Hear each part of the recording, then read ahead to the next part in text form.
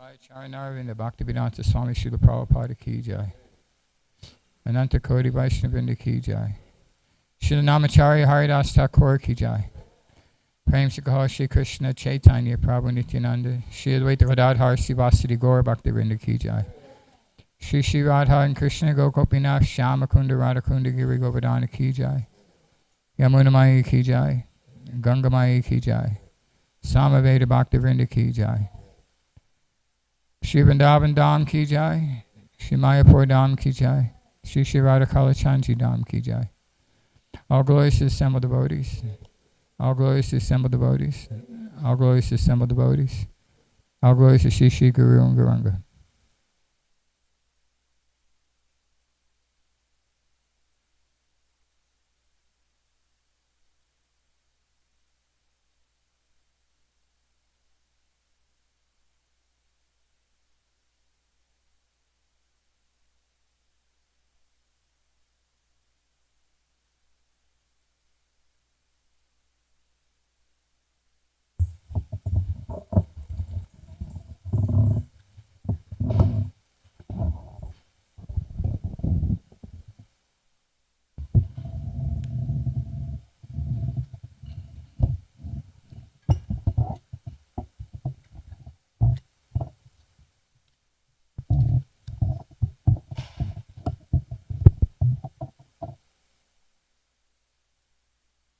Yes.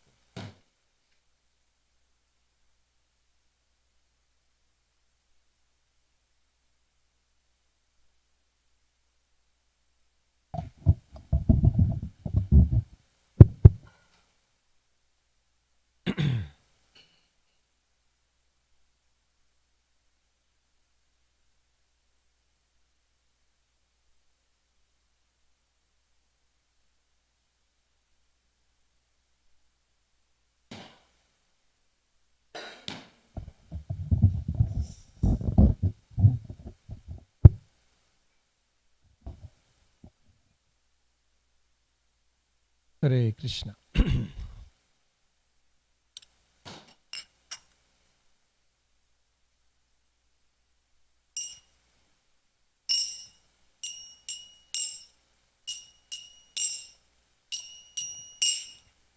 Jaya Radha Madhava Kunja Bihari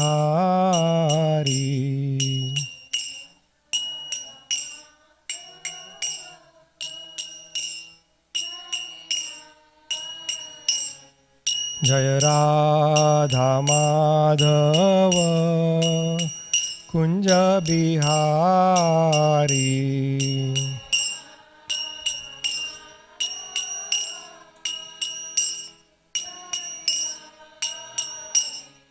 Jaya Gopi Jana Vallabha Girivaradhari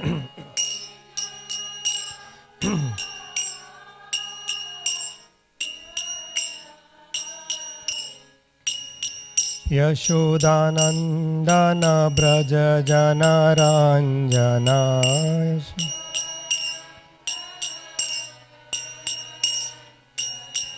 Yashodanandana Braja Jana Ranjana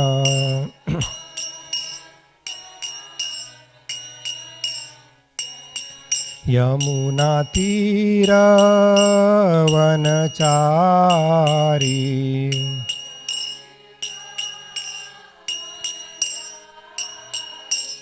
Yamuna Tira Vanachari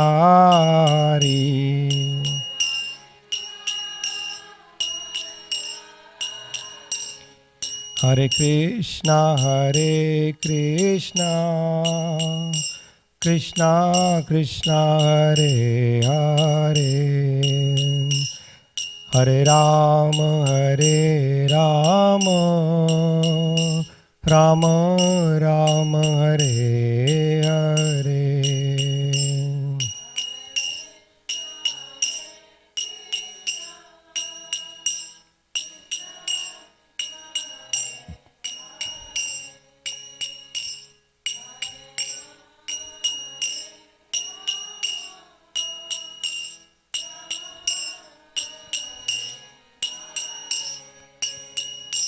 Hare Krishna, Hare Krishna, Krishna Krishna, Hare Hare, Hare Rama, Hare Rama, Rama Rama, Hare Hare.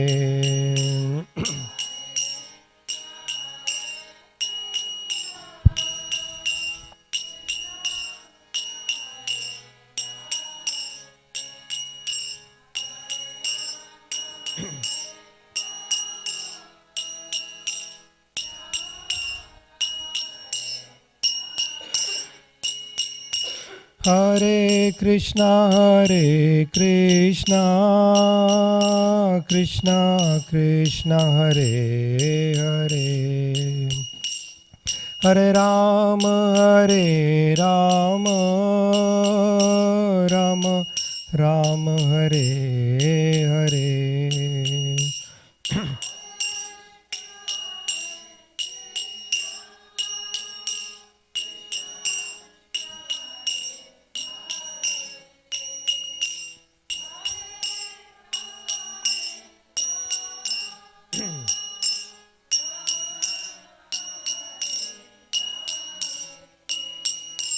Hare Krishna,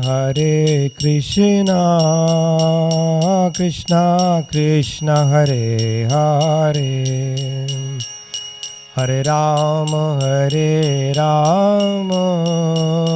Rama Rama, Hare Hare, Hare Krishna, Krishna Krishna, Hare Hare.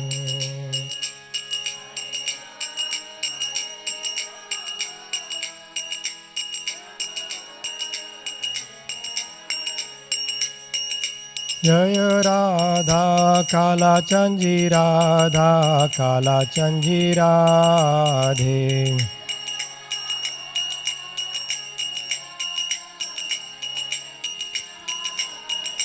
Jai Radha Gopinath Radha Gopinath Radhe,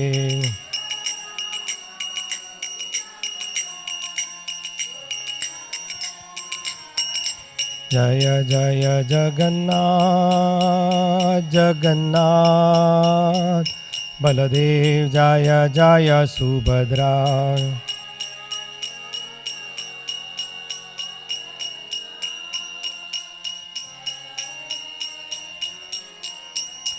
Jaya Jaya Prabhupada Prabhupada, Prabhupada Jaya Jaya Prabhupada,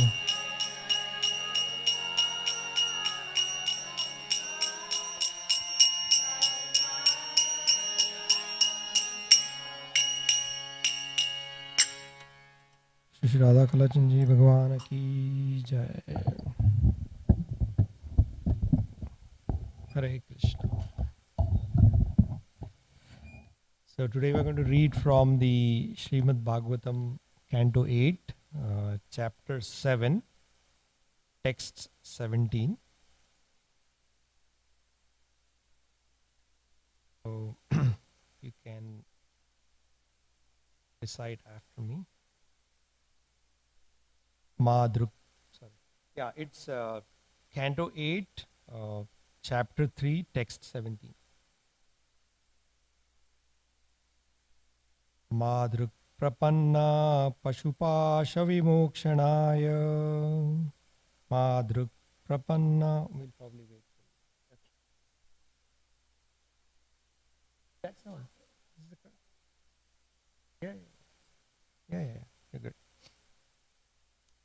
Madruk prapanna pashupasha vimokshanaya.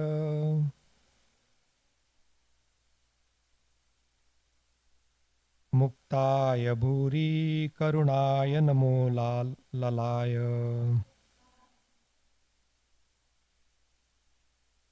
Tvamsena sarva tanubruk manasi pratita.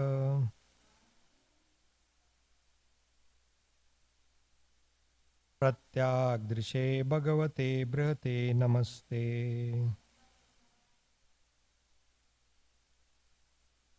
Madruk prapanna pashupasha vimokshanaya muktaya bhuri karunaya namo lalaya Tvamsena sarva tanubrin manasi pratita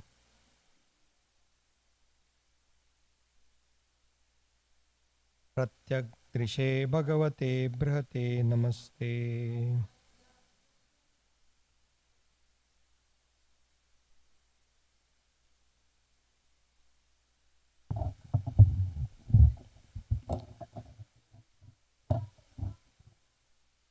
Madruk prapanna pashupasha vimokshanaya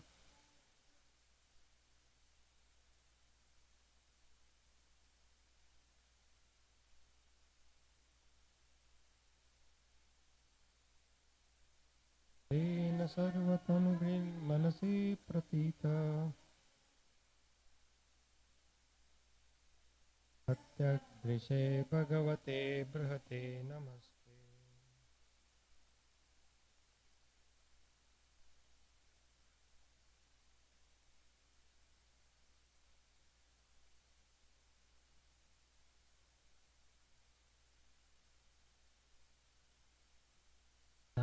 Puri karunana namolalaya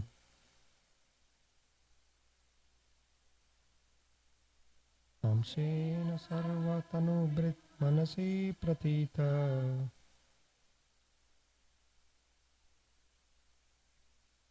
Pratyak drishe bhagavate brihate namaste. Translation. Since an animal such as I has surrendered unto you, who are supremely liberated, certainly you will release me from this dangerous position. Indeed, being extremely merciful, you incessantly try to deliver me. By your partial feature as Paramatma, you are situated in the hearts of all embodied beings.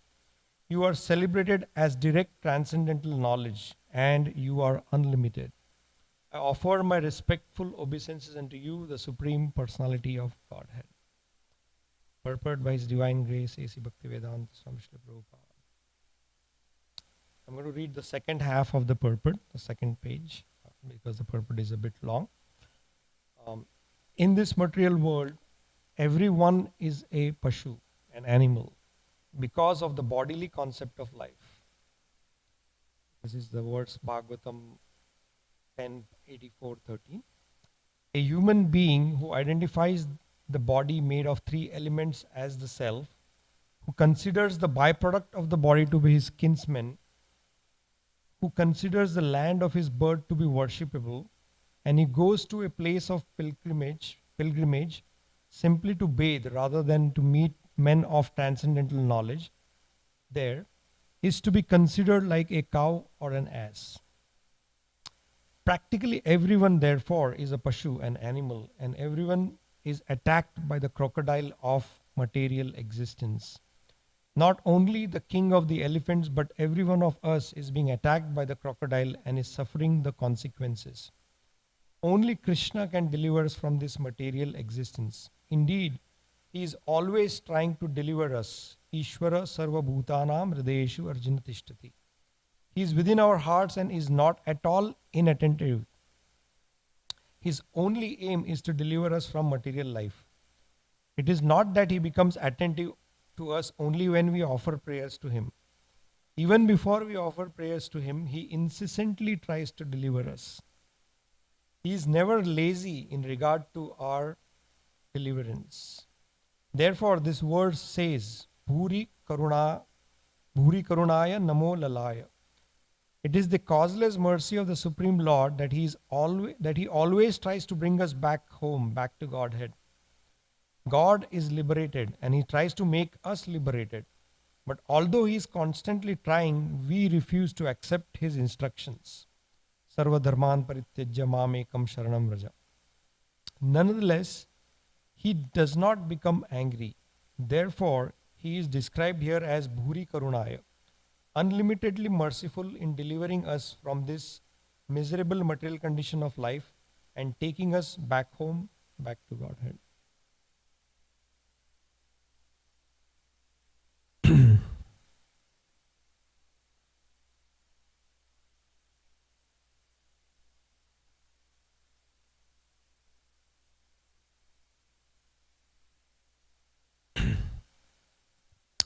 Om Namo Bhagavate Vasudevaya.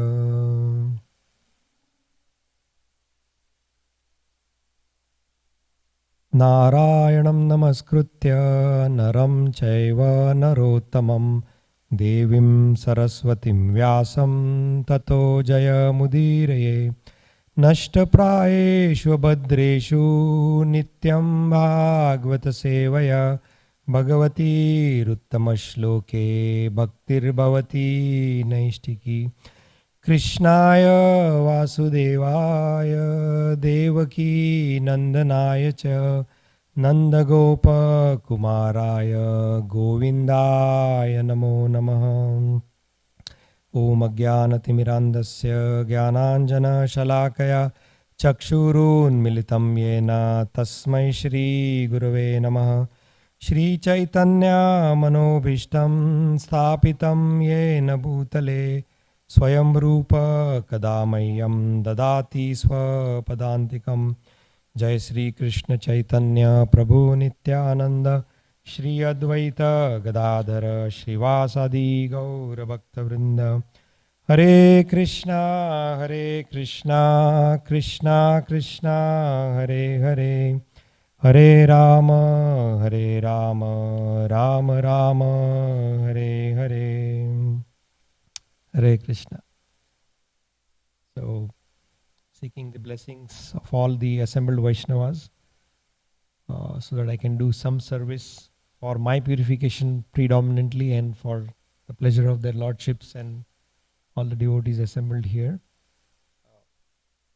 We'll try to share some inspiring lessons that we can all gain as practicing sadhakas from this particular chapter of the Srimad Bhagavatam.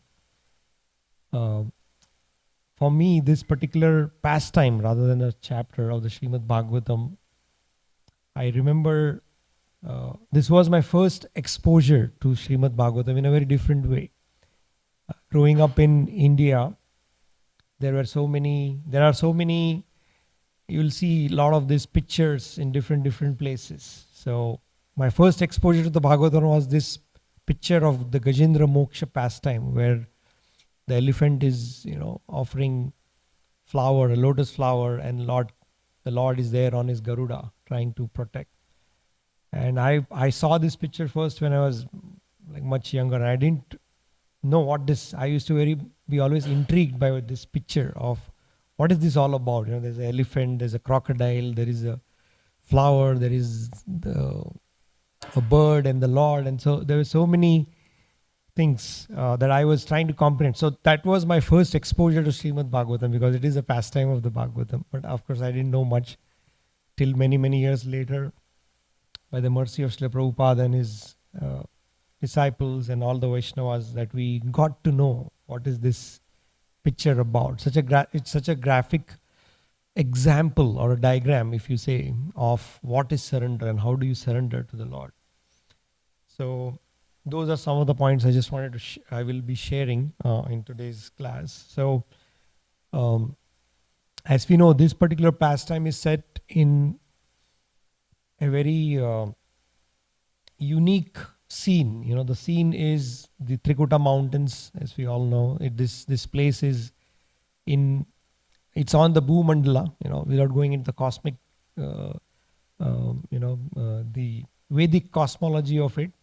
It is situated in a very elevated place where the material, the sense enjoyment and the peace and tranquility is much higher as compared to what we experience in this realm, in this world.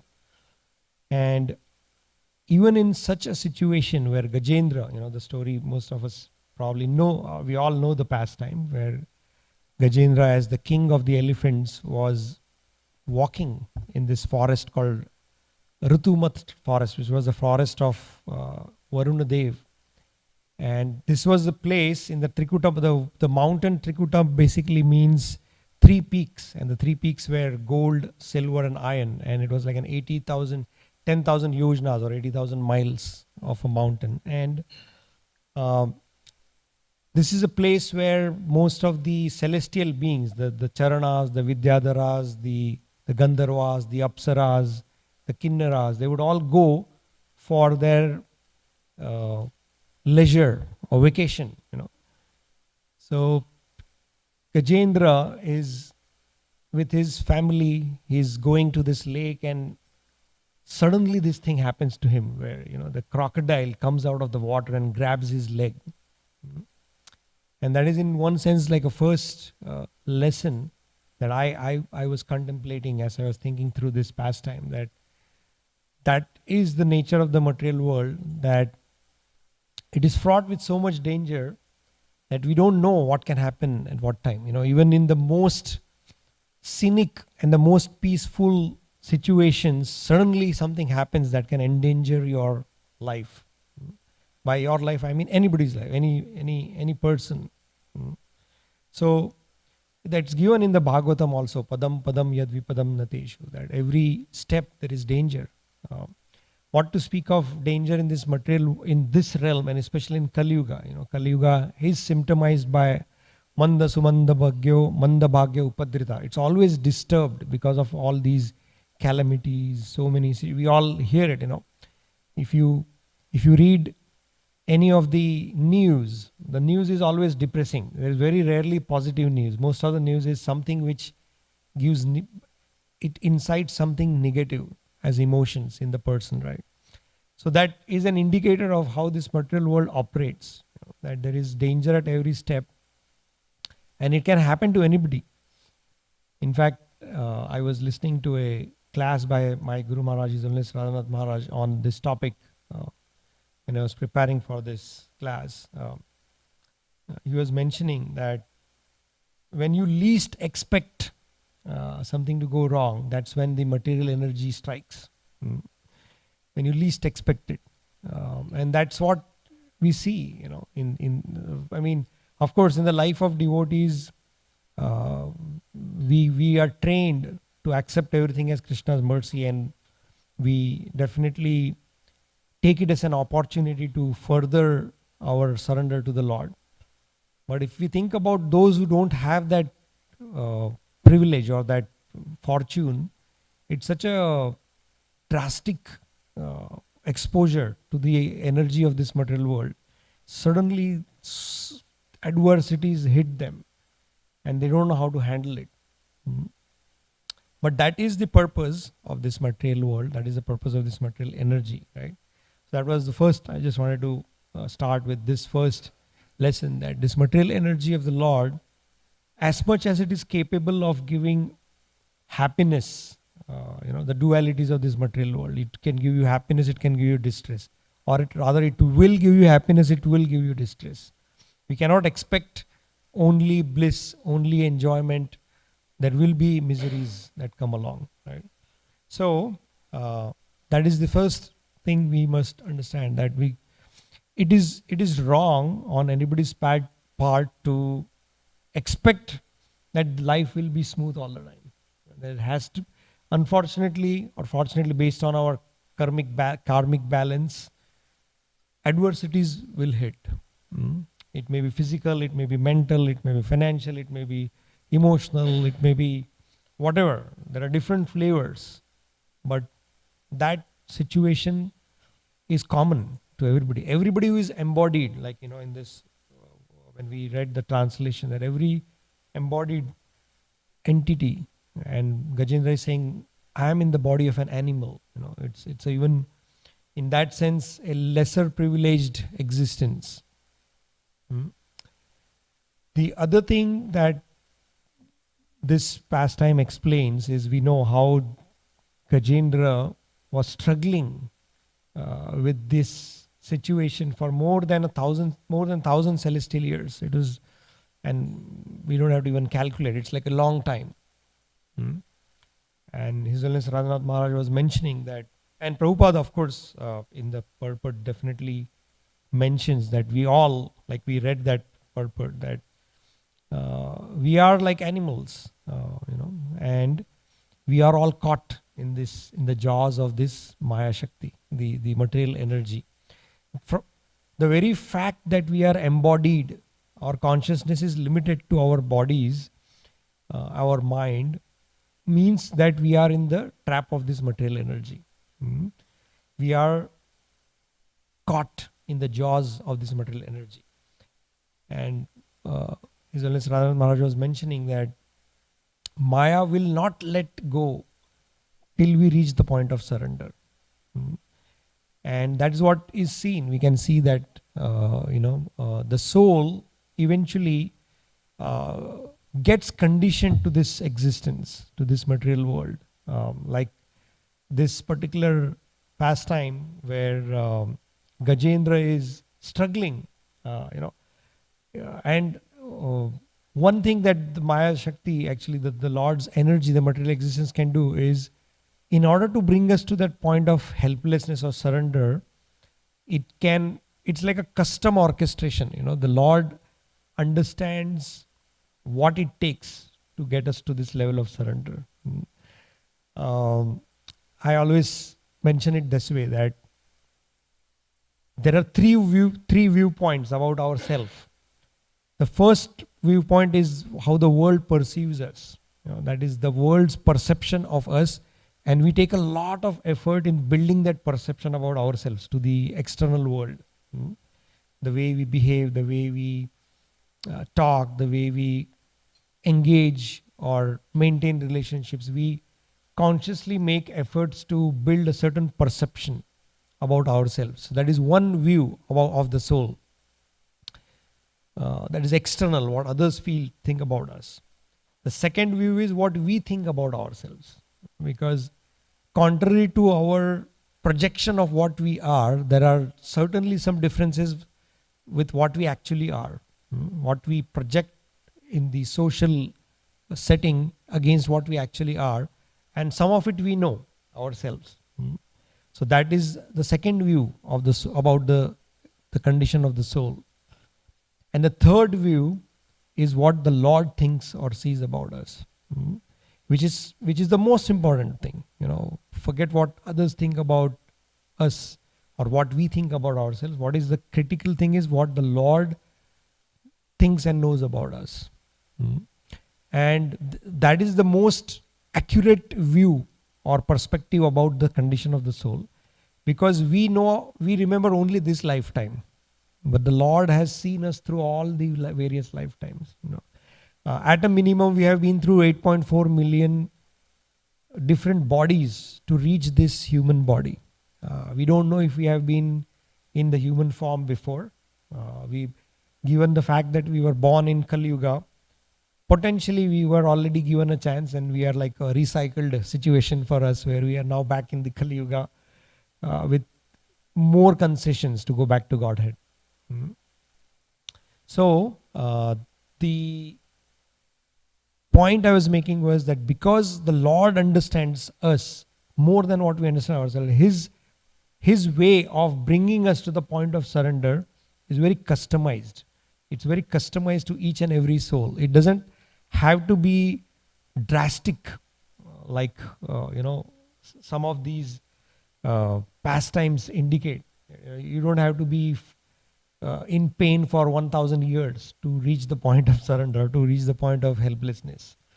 But the point is that the illusionary energy, the Maya Shakti of the Lord, will not let go till we reach the point of surrender.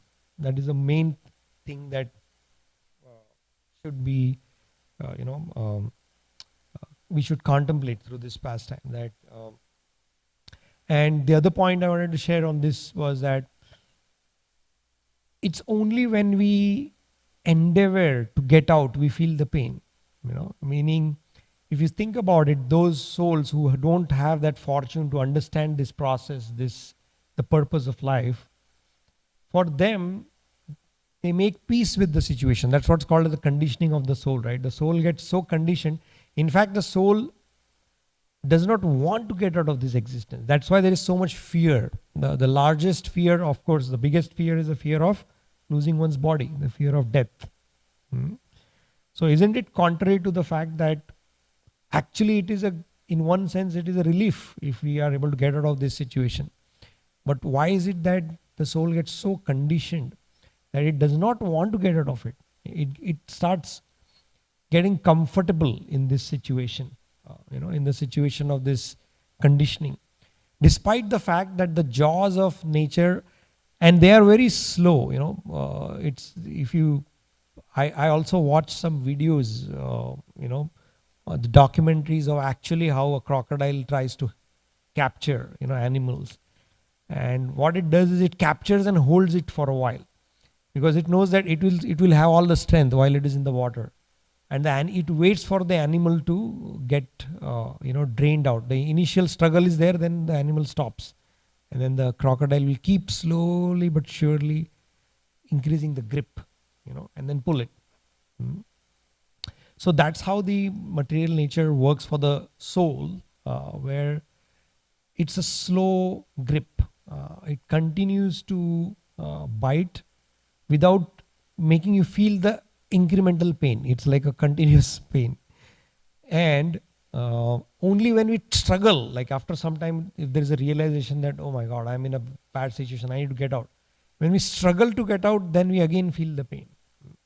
That is what typically happens when if we think about it philosophically. Why is it that devotees speak about miseries, and people who are not in this process, they experience it, but they don't speak about it.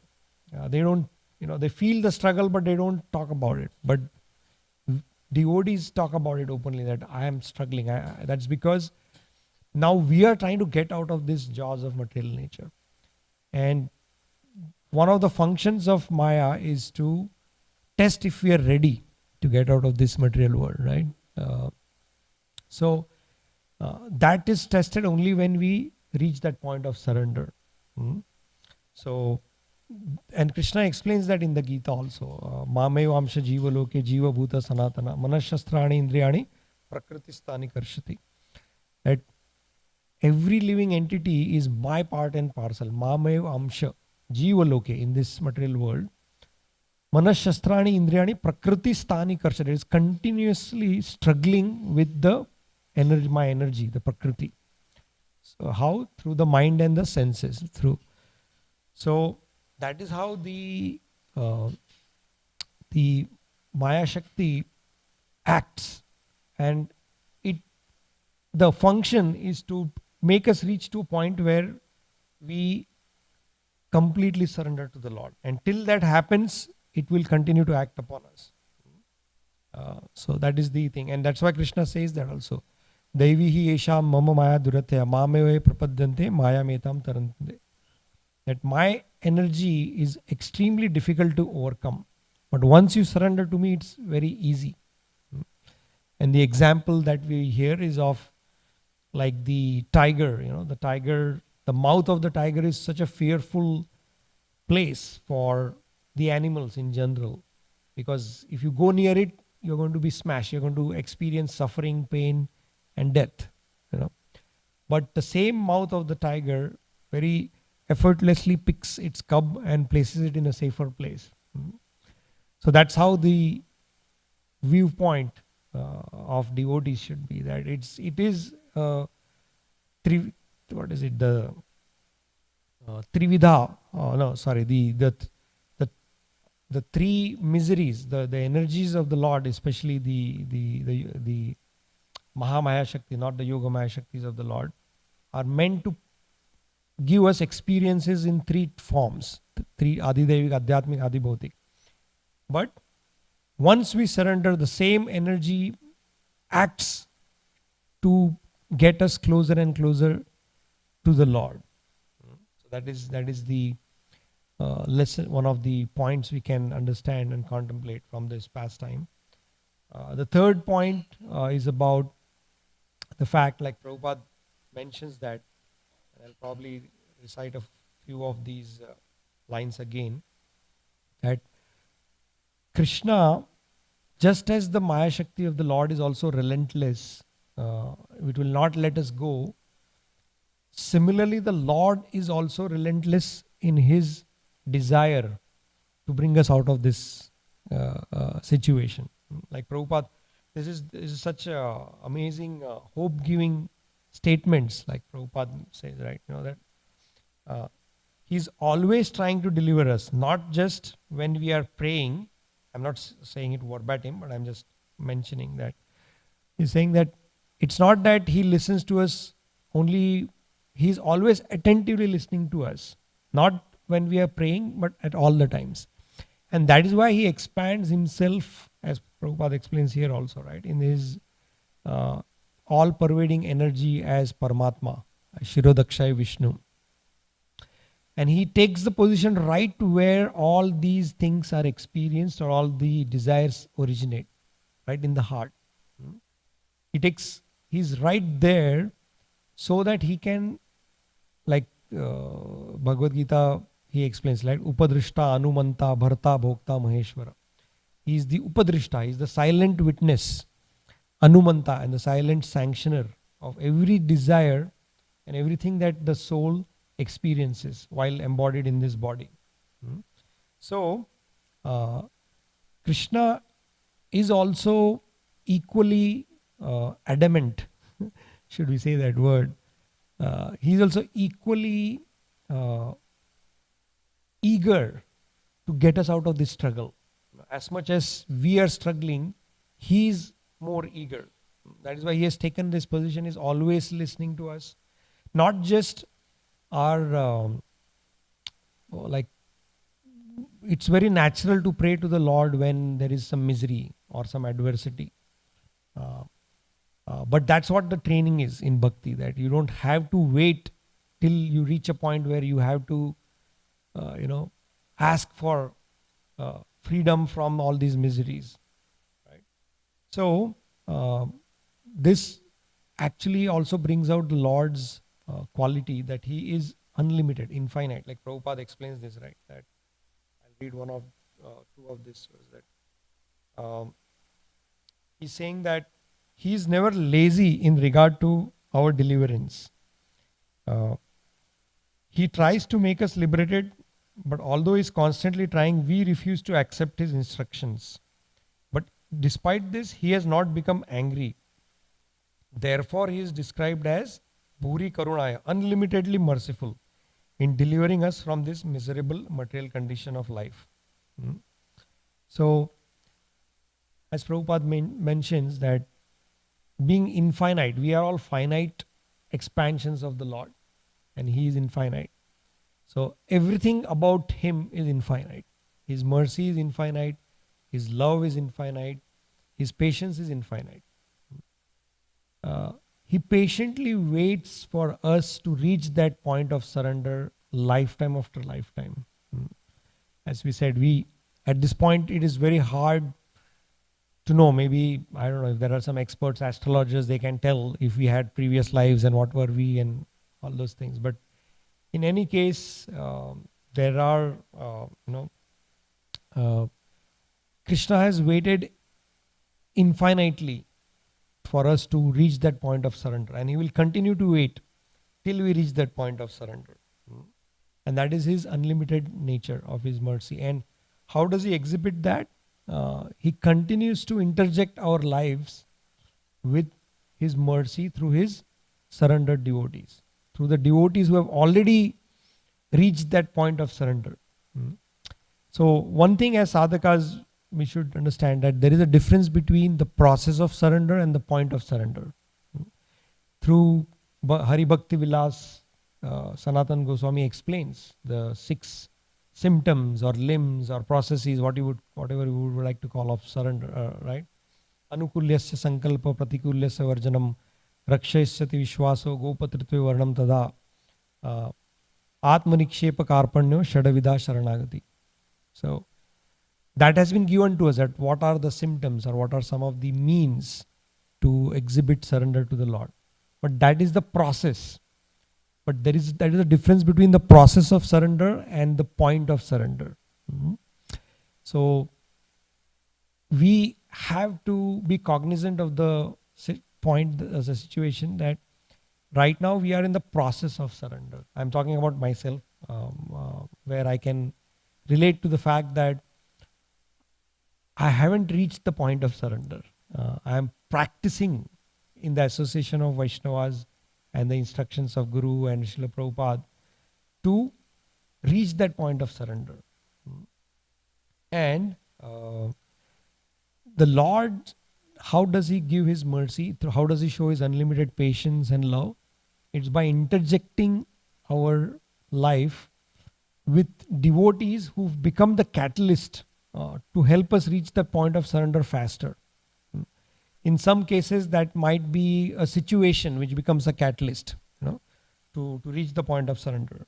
In some cases, it is not necessarily a situation. It could be just the instructions of the acharyas, which helps us to reach that point of surrender. So this is so beautifully depicted through this pastime, right? I mean, if we see who was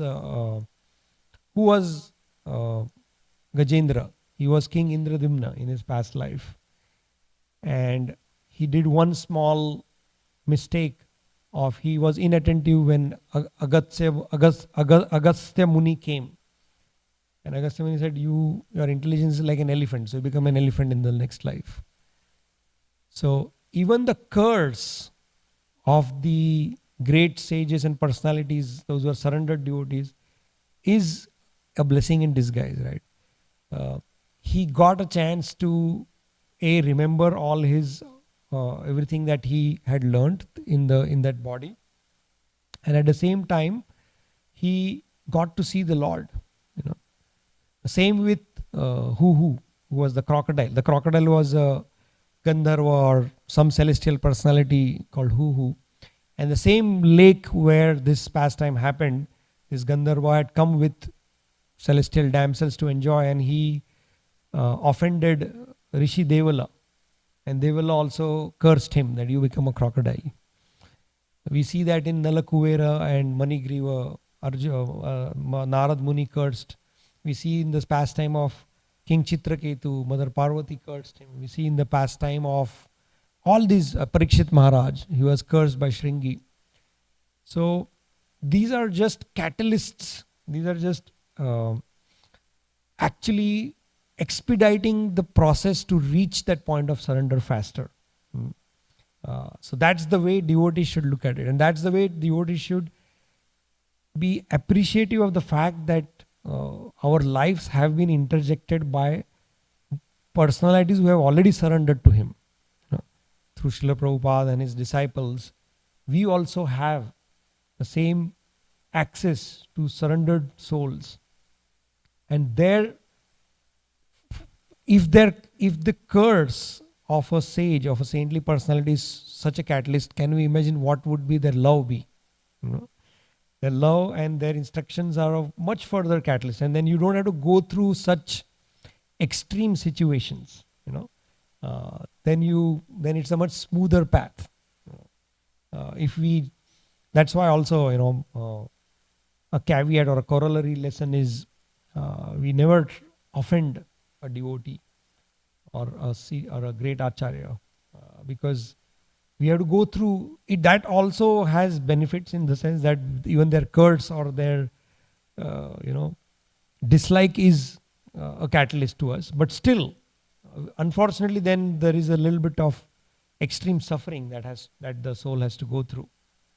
That can be avoided by avoiding being offensive towards devotees in general, and certainly completely surrendered to the instructions of our Guru and Srila Prabhupada.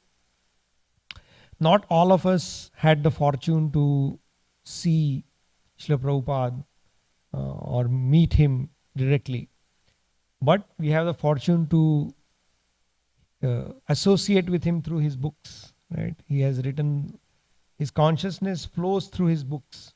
We just have to read, and we are connected to the same divine consciousness that Prabhupada. We couldn't see him in person or couldn't hear him or meet him in person, but it's the same access that is available. So that mercy is there. and it can act as a catalyst to reach the point of surrender. Another point I wanted to make is about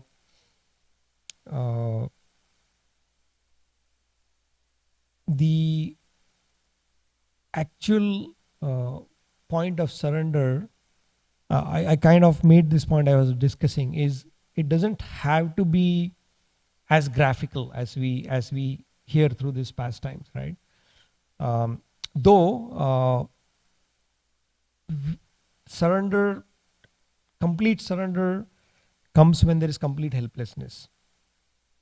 And fortunately or unfortunately, that could be at the time of leaving the body.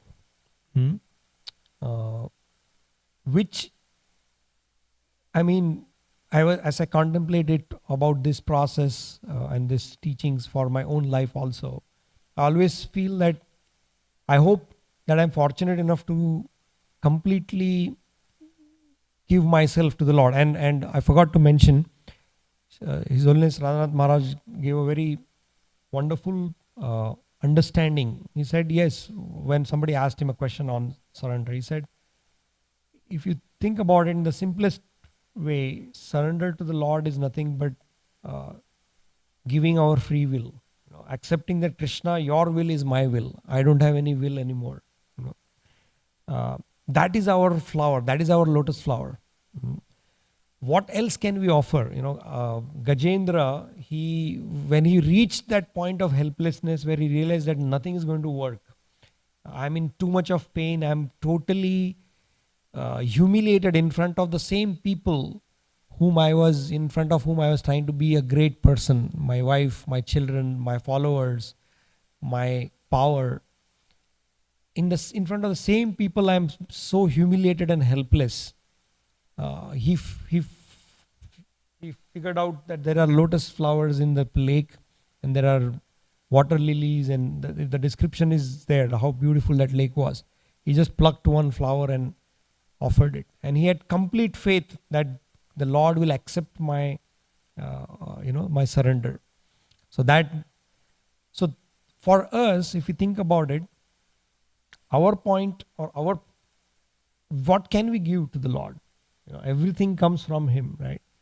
Aham sarvasya prabho matta sarvam pravartite, Krishna says. So whatever we are experiencing, including this body and everything we gain through the function of this body, is the Lord's mercy. What is it that we can give it to Him? It is all He has given it to us first. The only thing which is very unique and something which is even beyond, in that sense, Krishna's jurisdiction, because that is His mercy on us, is our free will, right? Being part and parcel of the Lord, He is Swarat, so we are also, He is infinitely Swarat, we are finitely Swarat. We have a little bit of independence, and that is whether to accept the Lord's will or continue with our will. So our point of surrender should include what is our lotus flower that we can offer to the Lord, so that we grab His attention and He comes running to deliver us. That point is that our flower is our free will. When we give our free will to the Lord, that is the point where we actually surrender. We don't have to wait till that point being the time of leaving this body, because that is when probably we are the most helpless. To the extent we have desire and attachment to this body, to that extent we'll feel miserable and helpless. So ideally we hope and pray that shouldn't be the point of surrender. In the life of devotees, at least that I feel, at least that is an assurance where the devotee will helplessly remember the Lord. And as we all hear it, that the Lord Himself comes into our consciousness, He comes as smriti, He comes as memory, and He delivers us at the time of giving up this body, which is going to happen to everybody. One who has taken this body has to give up the body, right? We have to one final time, hopefully one final time, go through the experience of death, go through the experience of having to give up everything that we consider as our own. So that helplessness ideally shouldn't be when it's time to give up the body. It should, if that point of surrender comes much earlier, then that is the real perfection of this process, is it not? Because then we enjoy the benefits that come along with surrender. And what are the benefits that come with surrender? Complete fearlessness. The fact that we are afraid and anxious or worried about things indicates that we are not there yet in terms of our surrender.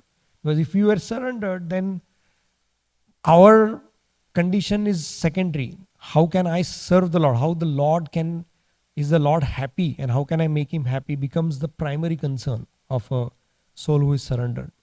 Till the time it is something to do with our own situation that bothers us.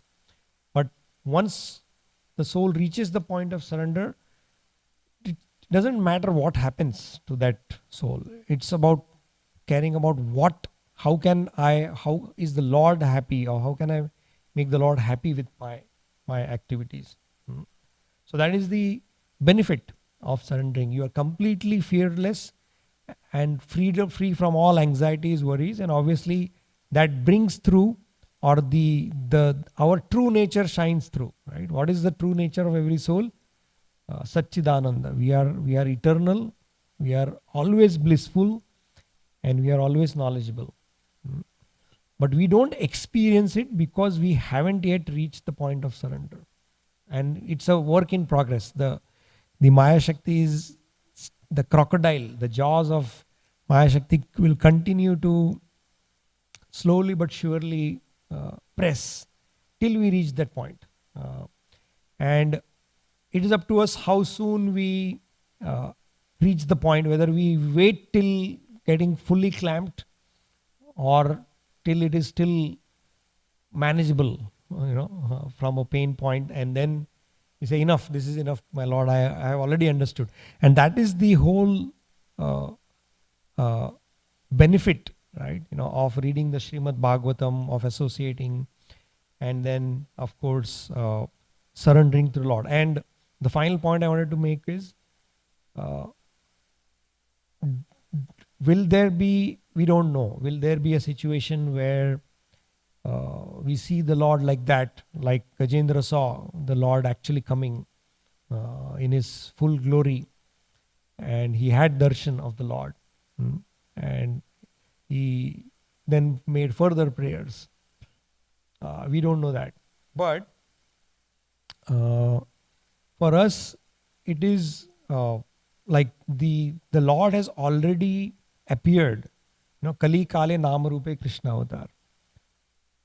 We don't have to wait for the Lord to appear in a certain way. He has already appeared in the form of his holy name. All we need to do is take shelter of his holy name, right? The way to take shelter is not necessarily reaching a point where, unless I see him, I cannot surrender to him. No, through the holy names itself. And that has been even the final verse of the Srimad Bhagavatam, right? It talks about how the holy names of the Lord is, it is Papan Pranashanam and Dukkha Shamanam. That the final verse of the Srimad Bhagavatam mentions that. Tat Harim, I'm not able to get the words in my memory right now, but the Bhagavatam ends with this glorification, that the holy names of the Lord give us complete freedom from all sinful activities and pacification of all the miseries. And elsewhere also, in some of the other chapters, it is glorified. Kaler Dosha Nidhe Rajan Asti Reka Mahanaguna Kirtana Deva Krishnasya Mukta Sangam Paramajit. So, just by taking shelter of the Lord in the form of his holy name, we actually prepare ourselves to that point of surrender where one fine day the consciousness will come where we experience that now I'm yours, your will is my will. And then from that point onwards, we actually experience the the existence of what a soul is in its full glory of Satchidananda. And then it's just a matter of time. That then it's just matter of Krishna's energy functions, how he smoothly transfers us to the realm where you actually experience this eternally. So that's what I wanted to share in today's discussion. Thank you very much. Hare Krishna. Srila Prabhupada ki jai. Grantaraj Srimad Bhagavatam ki jai.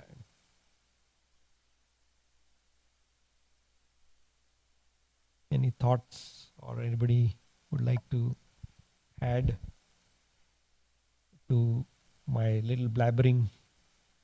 Feel free to share more, enrich this conversation. Hare Krishna Prabhu, thank you for, it was such a beautiful journey, talking about surrender, the object of surrender, process of surrender, point of surrender, and there's so many beautiful points,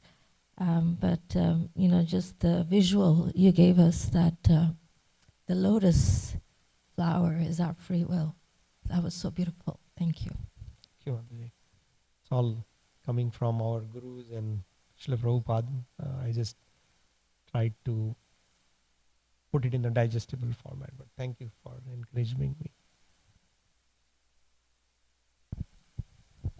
Hare Krishna Prabhu. Thank you so much for such a wonderful class. One thing I really loved about the class was that, until you surrender, you don't know, like you're still suffering. And once you surrender, everything ends right there. That was the most, effective line for me.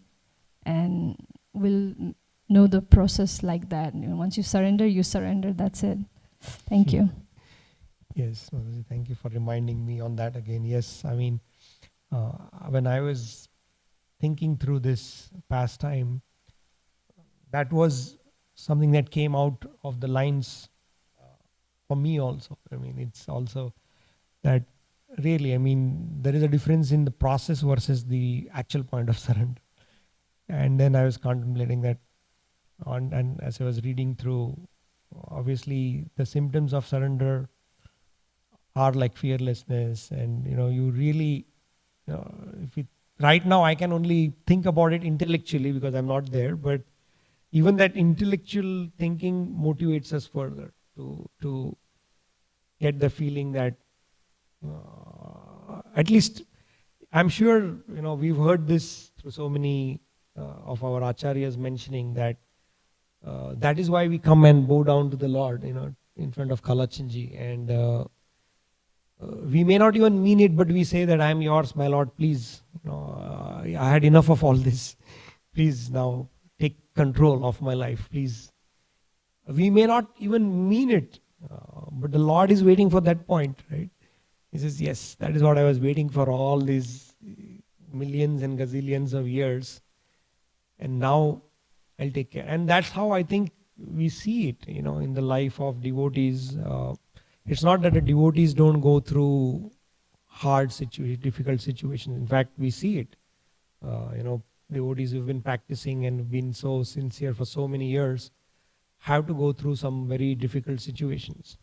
That's why I said, sometimes there was a separate class. I'm just ending with this one thought that from my side, that the Lord uses His surrendered devotees to give lessons to those who are not yet surrendered.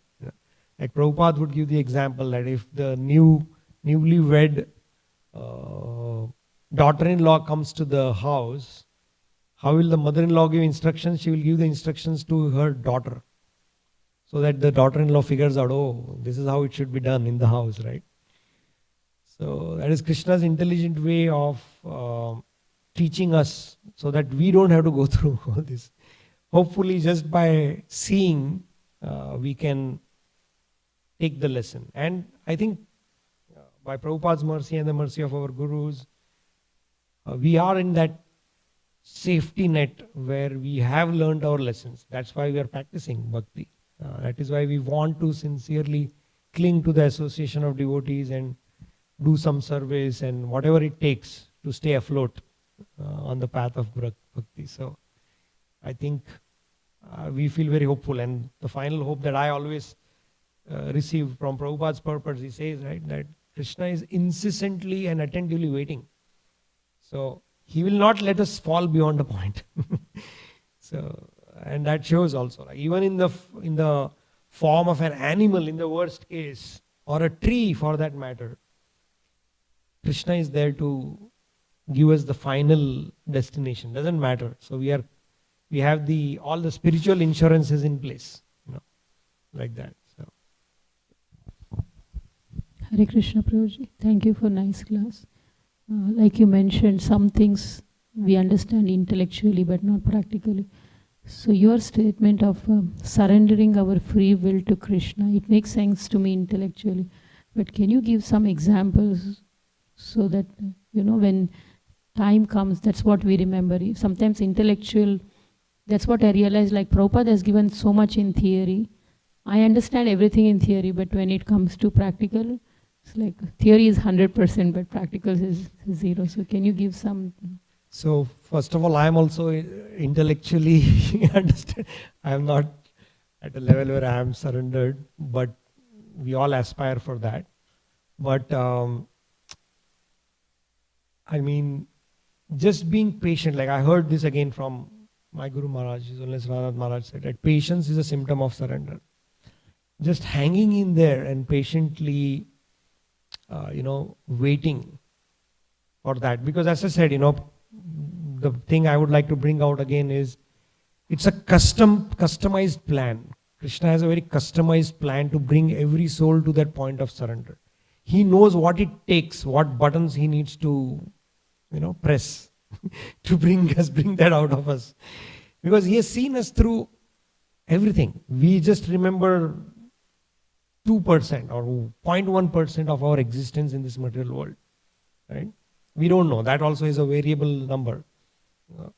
He understands what have been our hidden desires, what was our consciousness, that's why as Paramatma, he registers every desire that comes out of our heart.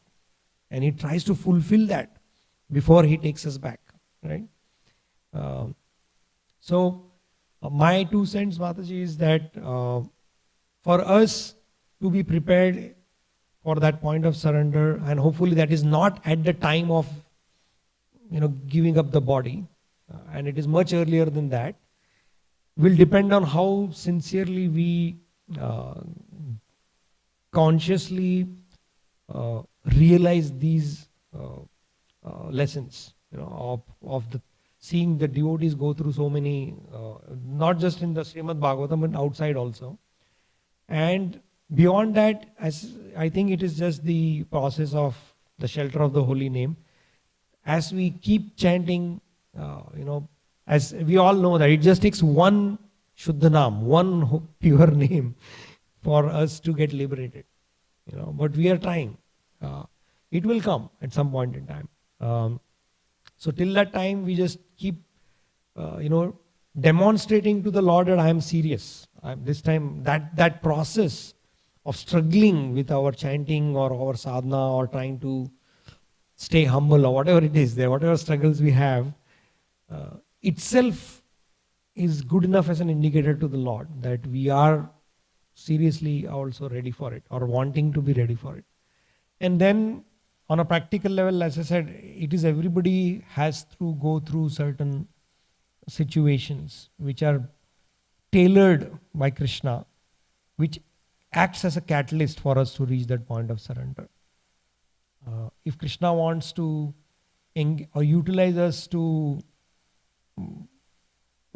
influence hundreds and thousands of souls, then maybe your point of surrender will come much earlier, because then you will act on Krishna's will, and then Krishna will engage us to do unlimited things. Then what you can do or we can do is not our potential anymore. It is Krishna's potential, because we are just a via medium of Krishna's will. So that is what happens to those who surrender. We see that, right? Prabhupada, his disciples, they're doing unlimited services because they have surrendered. They have demonstrated their whole life of doing nothing but service to the Lord.